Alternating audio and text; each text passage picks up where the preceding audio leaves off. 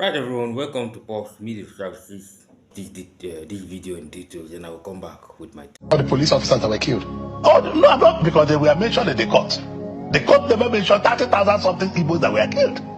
The court never mentioned about people that lost their business and run away from their villages. It's not something, I don't let me to go emotional here, because it's not something anybody can discuss. A lot of Igbos were killed, Sean. A lot of Igbos were killed. If you don't know it today, let Igbos stop being emotional. I want us to settle down and go on our knees and find a way that the man can be released. It's part of my job to do it. And nobody should question the decision of Justice Omotosha, because Justice Omotosha's question is a judgment of the court. Once the court says, what we should start looking now, the Nnamdi Kanu people are going to appellate court, and we are using the political sides to solve the problem. I've told you several times on this show that people, Nigeria hate themselves. The hatred in this country is so much. Nobody, we are not nationalistic for people to say, I love Nigeria. Nobody loves Nigeria. And unless we come back to the ethos and to the reorientation of loving Nigeria, it's going to be a very difficult period to live, Sean. But some of you boast when you are campaigning that you can get the job done. You are the best. We are doing the job. We are doing the job. But your best seems not to be enough. We are doing the job. Nigerians don't feel secure, Senator. People like you are sabotaging it. How am I sabotaging it? Because you are the ones who boasted that you can get the job done. Now get the job done. We are doing the job. We are doing the job. Your party have told the sabotage you that you can be better than the other political parties. The sabotage parties. you are after is the problem that we're having. Senator, I don't understand what you're talking about. Why are you passing the buck, Senator?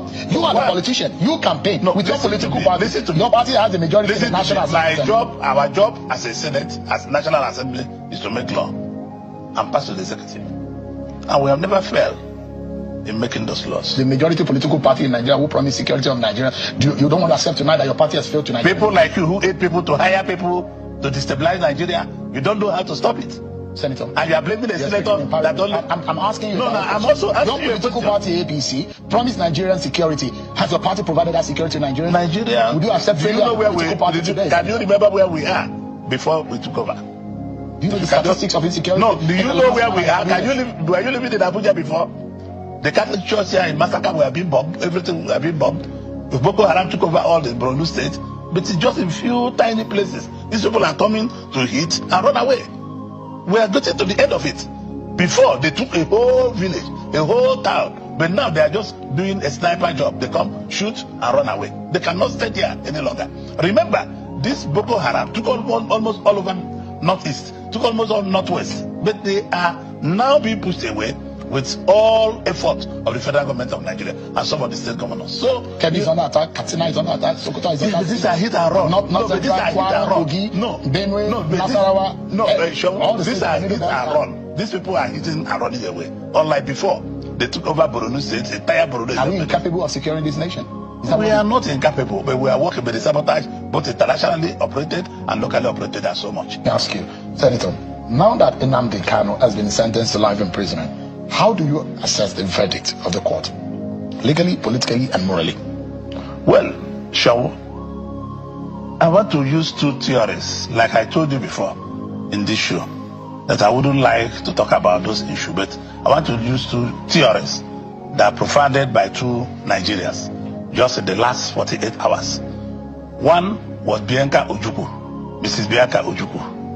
Secondly, what that theory of mascot Orji Kalu, who happens to be my younger brother. Their theories are perfect. It's not time for noise making. It's not time for fighting. It's a time for reflecting, sober reflection, as if I may say that.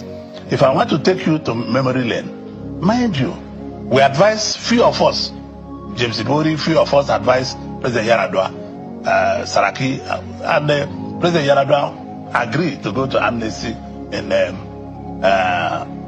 Niger Delta. Let me tell you, when we focus solely on Nnamdi Kanu, we have to solve this problem holistically, because there are over 30,000 Igbos that were killed, people that have their shop and no shops, people lost their businesses. I used to sell my products in manufactured products and manufactured products in Abia, in Aba. I know what the numbers were.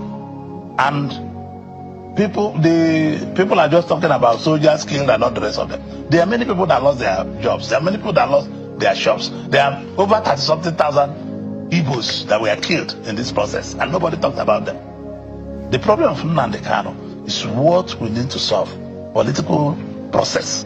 Not no longer like Biaka Ojuku and Mascot Kalu propounded, I saw in the news, that they should stop the noise, they should focus on the settlement with the federal government. Let me tell you, I have been working with the federal government of Nigeria on how to solve this issue. And nobody should question the decision of Justice Omotosha, because Justice Omotosha's question is a judgment of the court. Once the court says, what we should start looking now, the Nnamdi Kanu people are going to appellate court, and we are using the political sides to solve the problem, because this is the area I know. I'll be contacting the Attorney General to advise the President, to advise people who are concerned on how we solve this problem. If you want, I can take you to memory lane.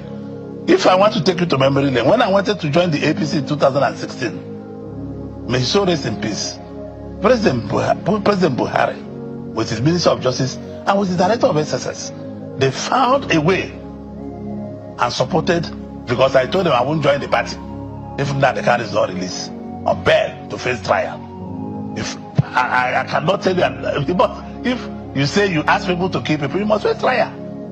But I wanted him to be in his house, and even they were to release him to my house. I told them no. Where I live is sensitive. Release him to Omaya. We walked. Alhaji Lawan Daura is alive, and my names. Malami is alive. They all helped to make sure that he was released on bail. I can't go further. I know the pressure. May he so rest in peace. I know the pressure I personally put on President Buhari before he was released in April 2017. If people, other Igbos died, nobody's even talking about Igbos that were killed. Nobody's talking about people that own shops that are no longer working. I have my mother's friend that have a rice shop. The woman who owed my mother about 4.2 million naira. They ransacked the whole shops and the woman went bankrupt. And nobody talks about it. Or the police officers that were killed. Oh, no, about because they were mentioned in the court. The court never mentioned 30,000 something Igbos that were killed. The court never mentioned about people that lost their business and run away from their villages. It's not something, I don't let me to go emotional here, because it's not something anybody can discuss. A lot of Igbos were killed, Chong. A lot of Igbos were killed. If you don't know it today, let Igbos stop being emotional. I want us to settle down and go on our knees and find a way that a man can be released. It's part of my job to do it. Is it possible that Nnamdi Kanu can take responsibility of the course of action or whatever happened? Well, I don't know. I'm not him. I know my discussion. I promised President Buhari. I know my discussion with me and Nnamdi Kanu. I was the first that saw him in 2016. I was the first that saw him when he came from Kenya. I know my discussion with him. The DSS are there. Then I had my discussion with him.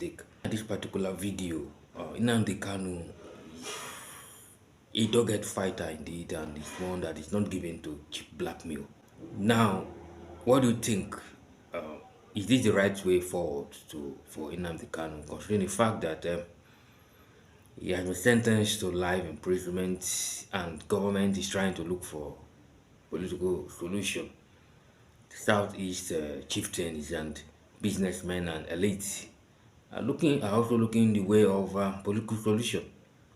But now, this revelation, and then second, since that particular judge said that the right for self-determination is a globally accepted right, don't you think the Nigerian government needs to have a rethink? Hit me up in comment section. Don't forget to like, share, subscribe.